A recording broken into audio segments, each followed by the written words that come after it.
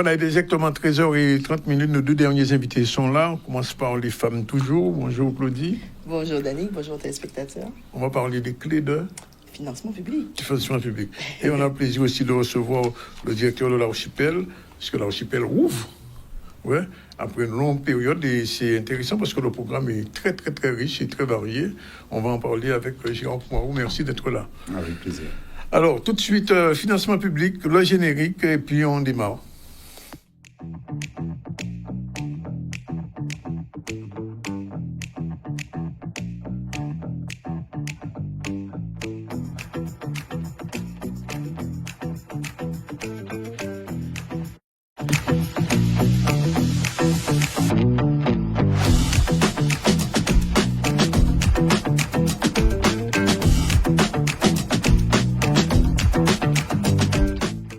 Alors, quand on parle de fonds publics, effectivement, de financement public, le gros bateau, c'est le FEDER. Exactement. Pourquoi le FEDER est aussi important? Eh bien, déjà par son volume financier. On va le voir tout à l'heure en détail. Mais le FEDER, c'est vraiment le fonds européen, en tout cas présent sur notre territoire depuis maintenant quasiment 4 décennies, qui tracte un petit peu les investissements les plus structurants. Oui. Alors, FEDER, je vois FEDER, FSE, plus FEDER, FEADER, plus FEAMPA. Alors, explication. Exactement. Alors, en fait, là, on parle des 4 mousquetaires, on va dire ça comme ça, des fonds européens qui existent, donc je le disais, sur le territoire depuis 1989. Donc, les fonds européens sont et accompagnent la structuration des projets, tant publics que privés, sur notre territoire depuis maintenant 35 ans. Et ils jouent un rôle fondamental. Hein. Je pense que la plupart des téléspectateurs ont déjà vu les panneaux avec l'Europe investie aux côtés aujourd'hui du logo de la région, puisque maintenant, depuis 2 programmes, la région Guadeloupe est autorité de gestion. Ça veut dire que les fonds sont gérés, instruits, administrés au niveau de la région, des territoires. C'est le cas dans l'ensemble des régions de France. Alors, visiblement, c'est beaucoup d'argent, puisque si on prend la période de 2021-2027, c'est pas 10 euros. Hein. Tout à fait, comme on va le voir sur les différentes infographies, on est quasiment sur 1 milliard de fonds disponibles sur l'ensemble du programme qui va de 2021 à 2027 et qui est structuré, comme tu le disais tout à l'heure, autour de 4 principaux fonds que sont le Fonds européen de développement qui est le FEDER, qui accompagne la structuration de la croissance, de l'innovation, de la transition écologique, véritablement vraiment des piliers de l'économie. On a le FSE+, qui lui va aller accompagner la formation, les centres de formation, donc l'acquisition des connaissances. Le FEADER, lui, va s'intéresser à la transition, à l'agroécologie et à l'accompagnement d'une agriculture plus durable. Et le FEAMPA, lui, va soutenir la pêche et l'aquaculture. Alors, quand on pointe tous ces fonds, on a la question obligatoirement se pose, c'est que c'est du ponctuel, c'est un arrosage, c'est quelque chose de beaucoup plus pérenne. Tout à fait, quelque chose de pérenne, puisque ce sont des fonds qui s'inscrivent en fait dans un programme. Et ce programme est signé avec l'État membre français, comme l'ensemble des États de l'Union européenne, signe en fait un engagement, un contrat avec la Commission européenne, où sont délivrés au sein de ces États des volumes financiers au travers de programmes, de mesures d'accompagnement, de structuration de ces territoires. Et en Guadeloupe, donc ce programme opérationnel, donc les plus anciens, donc moi j'ai commencé au moment où ça s'appelle le DOCUP, le document unique de programmation, ça remonte 2000-2006, et donc depuis 89 jusqu'à cette date, on est vraiment rentré dans une dynamique de programmation pluriannuelle, de plurinvestissement pour justement accompagner et faire émerger les projets structurants du territoire, tant pour les entreprises privées, mais surtout pour les collectivités. Alors, je suis obligé de te demander de faire un petit focus quand même sur le FEDER, puisque c'est tout à fait. Gros bateau. Alors, comme je le disais, vraiment, vaisseau amiral, on est sur 562 millions d'euros. 562, un demi-milliard de financement disponible pour la Guadeloupe. Pour la Guadeloupe uniquement. Pour la Martinique, ça peut pour la Martinique, on n'est pas loin du milliard aussi, la Guyane, et sur Saint-Martin aussi, puisque Saint-Martin bénéficie encore.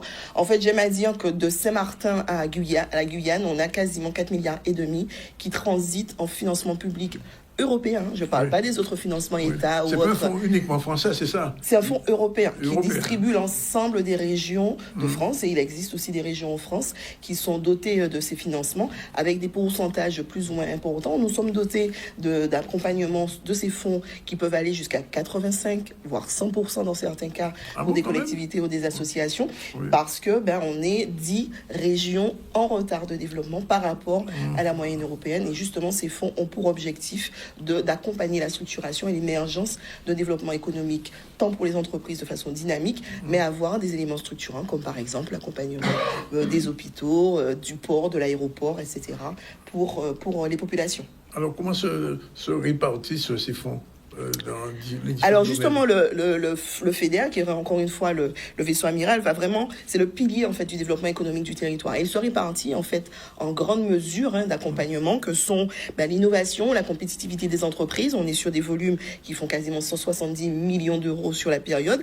La transition énergétique et écologique, qui est vraiment un axe fort de la Commission européenne, qui se décline donc en région, avec un gros pôle de quasiment 250 millions d'euros, 248 millions d'euros.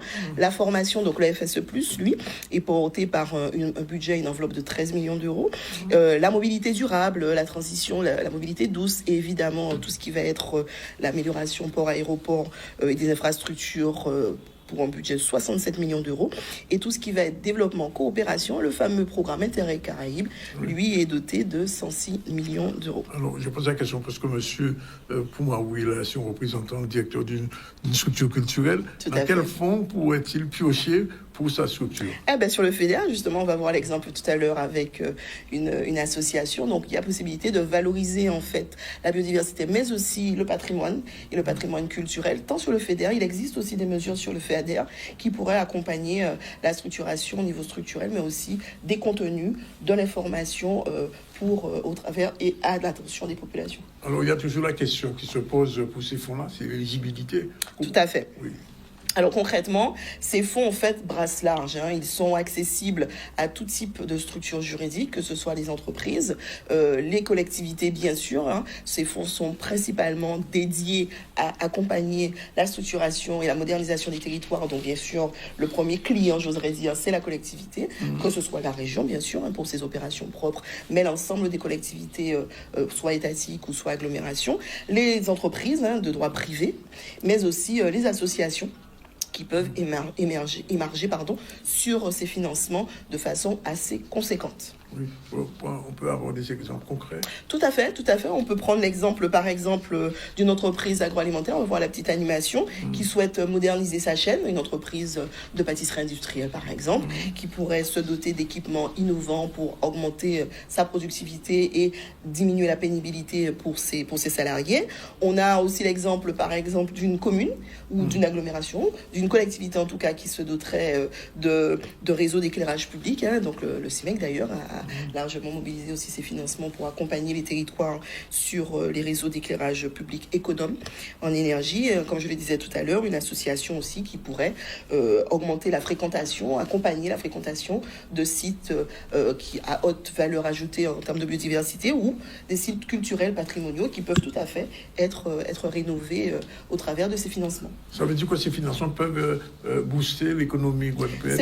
C'est le but. L'objectif véritablement de ces financements, évidemment, encore faut-il, encore une fois, qu'il soit centré, mobilisé de manière orthodoxe. On revient sur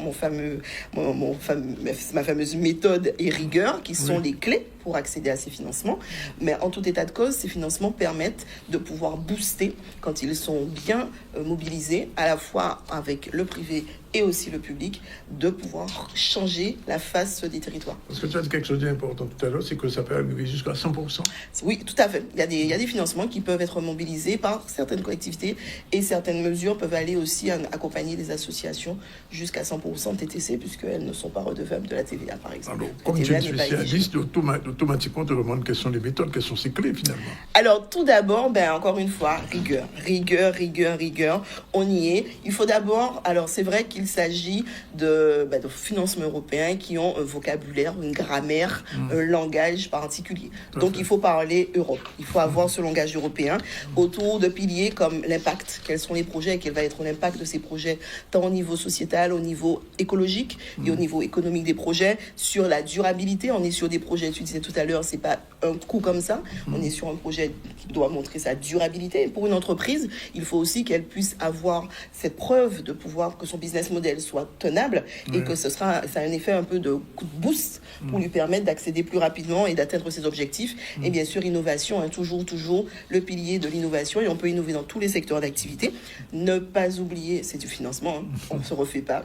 Plan de financement. Donc un plan de financement qui soit réaliste, qui soit clair, et surtout, on n'oublie pas son autofinancement. Clair, mais surtout, comme je l'ai dit dans les précédents épisodes, chaque fois tu le dis. Je le dis à chaque fois, préfinancement. 100% de préfinancement. C'est pour vraiment bien comprendre que ces financements européens et les subventions de manière globale interviennent en remboursement. Donc il faut vraiment rentrer dans cette mécanique qu'on doit pouvoir, au travers de son projet, mobiliser des financements, soit en propre, soit privés, ou d'autres financements publics qui peuvent être débloqués en amont. Et les fonds européens, c'est leur fonctionnement, interviennent en remboursement a posteriori. Donc il faut prouver qu'on a les financements possibles en cofinancement, puisque c'est très rare, encore une fois, de pouvoir être accompagné à 100% dès le montage du dossier. Mais il faut surtout avoir la trésorerie et la capacité financière de mobiliser les financements nécessaires pour permettre au projet de passer en phase opérationnelle et d'assurer ensuite les remboursements.